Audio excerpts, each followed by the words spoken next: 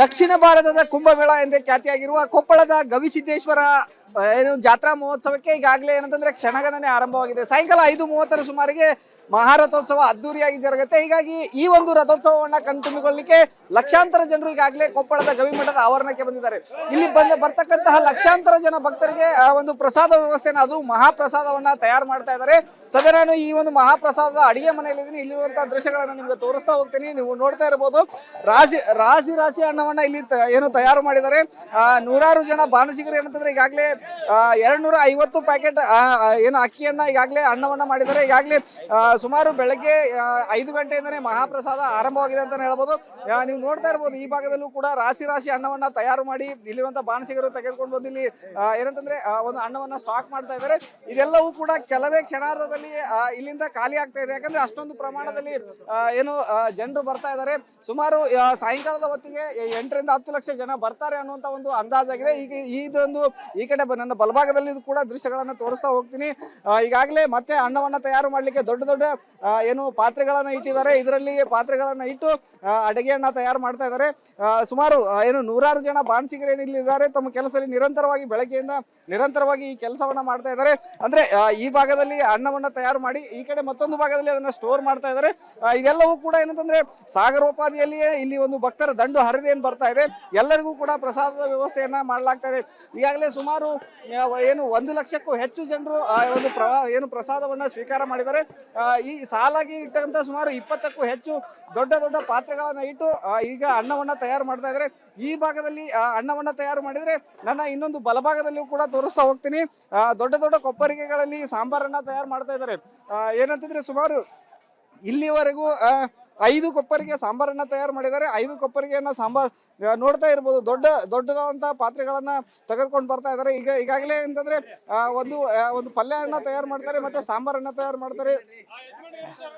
ಪ್ರಸಾದದ ವ್ಯವಸ್ಥೆಯಲ್ಲಿ ಏನಂತ ಉತ್ತರ ಕರ್ನಾಟಕ ಶೈಲಿಯ ವಿವಿಧ ಖಾದ್ಯಗಳನ್ನು ಕೂಡ ಕೊಟ್ಟಿದ್ದಾರೆ. ಆದ್ರೆ ಇದರಲ್ಲಿ ಮುಖ್ಯವಾಗಿ ಏನಂತಂದ್ರೆ ಅನ್ನ, ಸಾರು ಮತ್ತೆ ಪಲ್ಯನ ಈಗಾಗಲೇ ಏನಂತಂದ್ರೆ ಈ ಒಂದು ಮಹಾದಾಸೋಹದಲ್ಲಿ ತಯಾರು ಮಾಡ್ತಾ ಇದ್ದಾರೆ. ಸುಮಾರು ಇದುವರೆಗೂ ಕೂಡ 5 ಕೊಪ್ಪರಿಗೆಗಳ ಸಾಂಬಾರನ್ನ ತಯಾರು ಮಾಡಿದ್ದಾರೆ. 5 ಕೊಪ್ಪರಿಗೆಗಳಲ್ಲಿ ಪಲ್ಯನ ತಯಾರು ಮಾಡಿದ್ದಾರೆ.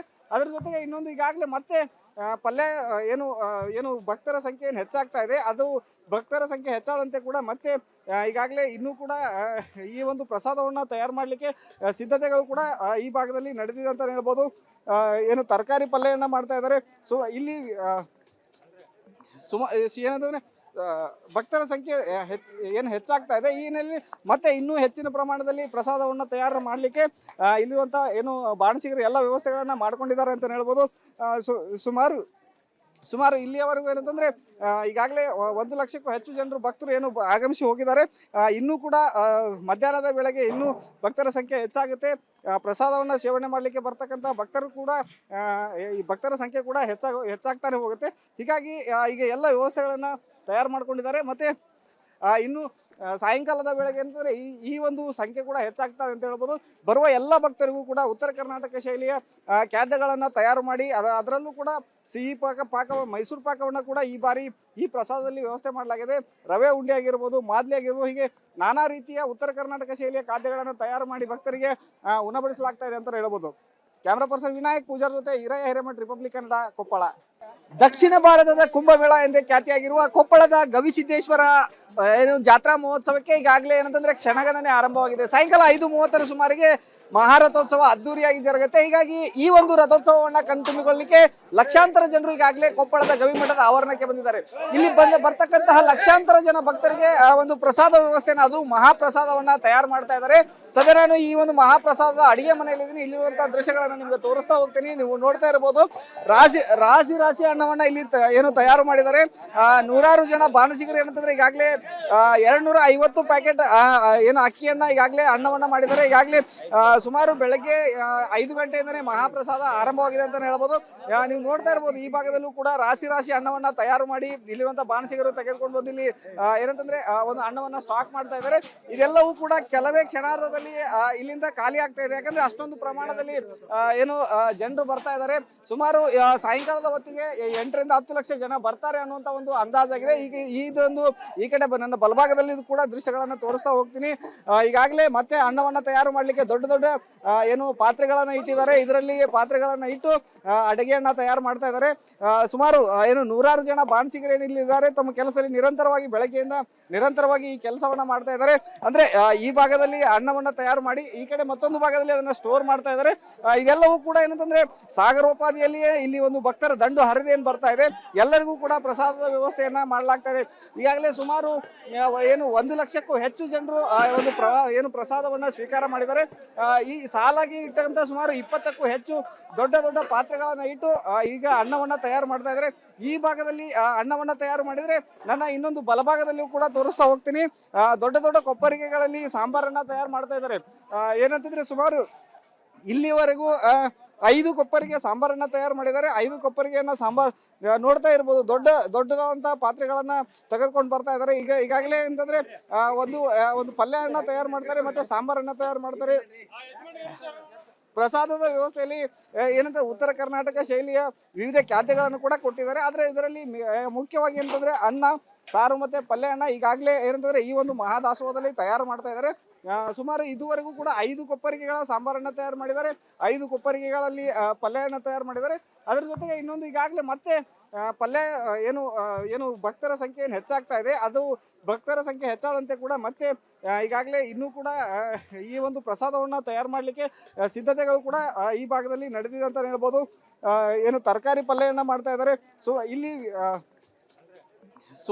ಏನಂತಂದ್ರೆ ಭಕ್ತರ ಸಂಖ್ಯೆ ಹೆಚ್ಚಾಗ್ತಾ ಇದೆ. ಈ ಹಿನ್ನೆಲೆಯಲ್ಲಿ ಮತ್ತೆ ಇನ್ನೂ ಹೆಚ್ಚಿನ ಪ್ರಮಾಣದಲ್ಲಿ ಪ್ರಸಾದವನ್ನು ತಯಾರು ಮಾಡಲಿಕ್ಕೆ ಇಲ್ಲಿರುವಂಥ ಏನು ಬಾಣಸಿಗರು ಎಲ್ಲ ವ್ಯವಸ್ಥೆಗಳನ್ನ ಮಾಡ್ಕೊಂಡಿದ್ದಾರೆ ಅಂತ ಹೇಳ್ಬೋದು. ಸುಮಾರು ಇಲ್ಲಿಯವರೆಗೂ ಏನಂತಂದ್ರೆ ಈಗಾಗಲೇ 1 ಲಕ್ಷಕ್ಕೂ ಹೆಚ್ಚು ಜನರು ಭಕ್ತರು ಏನು ಆಗಮಿಸಿ ಹೋಗಿದ್ದಾರೆ. ಇನ್ನೂ ಕೂಡ ಮಧ್ಯಾಹ್ನದ ವೇಳೆಗೆ ಇನ್ನೂ ಭಕ್ತರ ಸಂಖ್ಯೆ ಹೆಚ್ಚಾಗುತ್ತೆ. ಪ್ರಸಾದವನ್ನ ಸೇವನೆ ಮಾಡಲಿಕ್ಕೆ ಬರ್ತಕ್ಕಂಥ ಭಕ್ತರು ಕೂಡ ಈ ಭಕ್ತರ ಸಂಖ್ಯೆ ಕೂಡ ಹೆಚ್ಚಾಗ್ತಾನೆ ಹೋಗುತ್ತೆ. ಹೀಗಾಗಿ ಈಗ ಎಲ್ಲ ವ್ಯವಸ್ಥೆಗಳನ್ನ ತಯಾರು ಮಾಡ್ಕೊಂಡಿದ್ದಾರೆ. ಮತ್ತೆ ಇನ್ನು ಸಾಯಂಕಾಲದ ವೇಳೆಗೆ ಅಂತಂದ್ರೆ ಈ ಒಂದು ಸಂಖ್ಯೆ ಕೂಡ ಹೆಚ್ಚಾಗ್ತದೆ ಅಂತ ಹೇಳ್ಬೋದು. ಬರುವ ಎಲ್ಲ ಭಕ್ತರಿಗೂ ಕೂಡ ಉತ್ತರ ಕರ್ನಾಟಕ ಶೈಲಿಯ ಖಾದ್ಯಗಳನ್ನ ತಯಾರು ಮಾಡಿ ಅದರಲ್ಲೂ ಕೂಡ ಸಿಹಿ ಪಾಕ ಮೈಸೂರು ಪಾಕವನ್ನ ಕೂಡ ಈ ಬಾರಿ ಈ ಪ್ರಸಾದದಲ್ಲಿ ವ್ಯವಸ್ಥೆ ಮಾಡಲಾಗಿದೆ. ರವೆ ಉಂಡೆ ಆಗಿರ್ಬೋದು, ಮಾದ್ಲಿ ಆಗಿರ್ಬೋದು, ಹೀಗೆ ನಾನಾ ರೀತಿಯ ಉತ್ತರ ಕರ್ನಾಟಕ ಶೈಲಿಯ ಖಾದ್ಯಗಳನ್ನು ತಯಾರು ಮಾಡಿ ಭಕ್ತರಿಗೆ ಉಣಬಡಿಸಲಾಗ್ತಾ ಇದೆ ಅಂತ ಹೇಳ್ಬೋದು. ಕ್ಯಾಮ್ರಾ ಪರ್ಸನ್ ವಿನಾಯಕ್ ಪೂಜಾರ್ ಜೊತೆ ಹಿರಯ್ಯ ಹಿರೇಮಠ್, ರಿಪಬ್ಲಿಕ್ ಕನ್ನಡ, ಕೊಪ್ಪಳ. ದಕ್ಷಿಣ ಭಾರತದ ಕುಂಭಮೇಳ ಎಂದೇ ಖ್ಯಾತಿಯಾಗಿರುವ ಕೊಪ್ಪಳದ ಗವಿಸಿದ್ದೇಶ್ವರ ಜಾತ್ರಾ ಮಹೋತ್ಸವಕ್ಕೆ ಈಗಾಗಲೇ ಏನಂತಂದ್ರೆ ಕ್ಷಣಗಣನೆ ಆರಂಭವಾಗಿದೆ. ಸಾಯಂಕಾಲ 5:30 ಸುಮಾರಿಗೆ ಮಹಾರಥೋತ್ಸವ ಅದ್ದೂರಿಯಾಗಿ ಜರುಗುತ್ತೆ. ಹೀಗಾಗಿ ಈ ಒಂದು ರಥೋತ್ಸವವನ್ನ ಕಣ್ತುಂಬಿಕೊಳ್ಳಲಿಕ್ಕೆ ಲಕ್ಷಾಂತರ ಜನರು ಈಗಾಗಲೇ ಕೊಪ್ಪಳದ ಗವಿಮಠದ ಆವರಣಕ್ಕೆ ಬಂದಿದ್ದಾರೆ. ಇಲ್ಲಿ ಬರ್ತಕ್ಕಂತಹ ಲಕ್ಷಾಂತರ ಜನ ಭಕ್ತರಿಗೆ ಒಂದು ಪ್ರಸಾದ ವ್ಯವಸ್ಥೆನ, ಅದು ಮಹಾಪ್ರಸಾದವನ್ನ ತಯಾರು ಮಾಡ್ತಾ ಇದ್ದಾರೆ.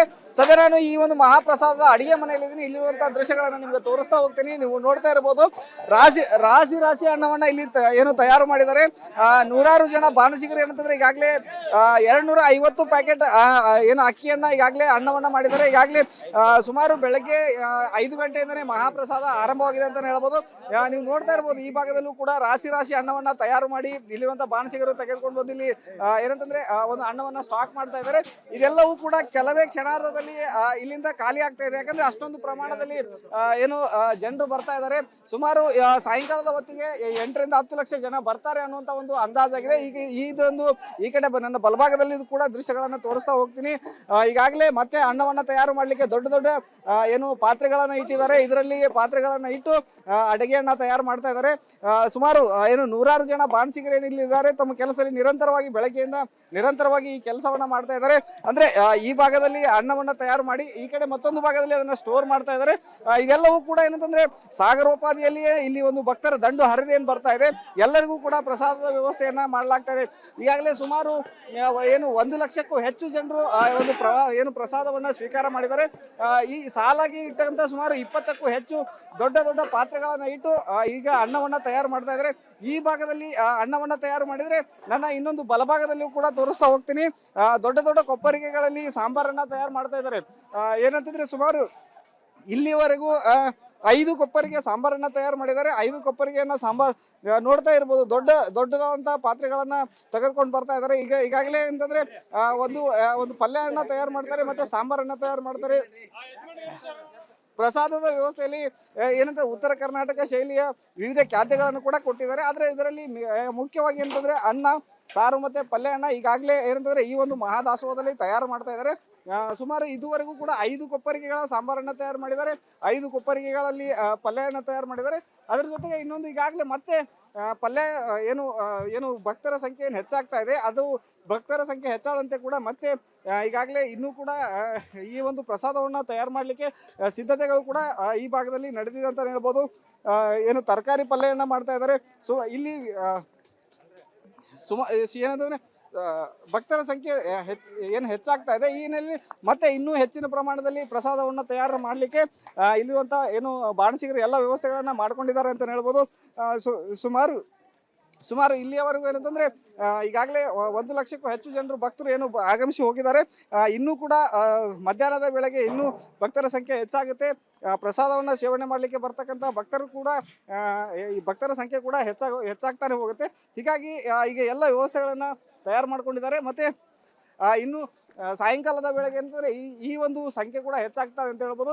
ಬರುವ ಎಲ್ಲ ಭಕ್ತರಿಗೂ ಕೂಡ ಉತ್ತರ ಕರ್ನಾಟಕ ಶೈಲಿಯ ಖಾದ್ಯಗಳನ್ನು ತಯಾರು ಮಾಡಿ ಅದರಲ್ಲೂ ಕೂಡ ಸಿಹಿ ಪಾಕ ಮೈಸೂರು ಪಾಕವನ್ನು ಕೂಡ ಈ ಬಾರಿ ಈ ಪ್ರಸಾದದಲ್ಲಿ ವ್ಯವಸ್ಥೆ ಮಾಡಲಾಗಿದೆ. ರವೆ ಉಂಡೆ ಆಗಿರ್ಬೋದು, ಮಾದ್ಲಿ ಆಗಿರ್ಬೋದು, ಹೀಗೆ ನಾನಾ ರೀತಿಯ ಉತ್ತರ ಕರ್ನಾಟಕ ಶೈಲಿಯ ಖಾದ್ಯಗಳನ್ನು ತಯಾರು ಮಾಡಿ ಭಕ್ತರಿಗೆ ಉಣಬಡಿಸಲಾಗ್ತಾ ಇದೆ ಅಂತ ಹೇಳ್ಬೋದು. ಕ್ಯಾಮ್ರಾ ಪರ್ಸನ್ ವಿನಾಯಕ್ ಪೂಜಾರ್ ಜೊತೆ ಹಿರಯ್ಯ ಹಿರೇಮಠ್, ರಿಪಬ್ಲಿಕ್ ಕನ್ನಡ, ಕೊಪ್ಪಳ.